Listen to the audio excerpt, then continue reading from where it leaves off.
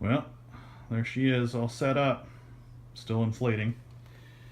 It inflated right out of the package to about, I think it was almost a little over 9, I think it was like 9.2 inches. So they said it should plump up the rest of the way over the next couple days.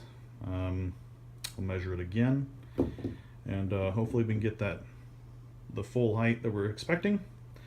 As you can see, there is plenty of storage underneath, which is awesome. So once this thing airs out for a couple hours, I'm gonna go ahead and make the bed, give it a lie down, maybe take a nap in it, and see how she goes. And then I'll make some comments about it over the next few days and see how it works out. Hopefully I'll sleep like a baby, and I can recommend this to everybody.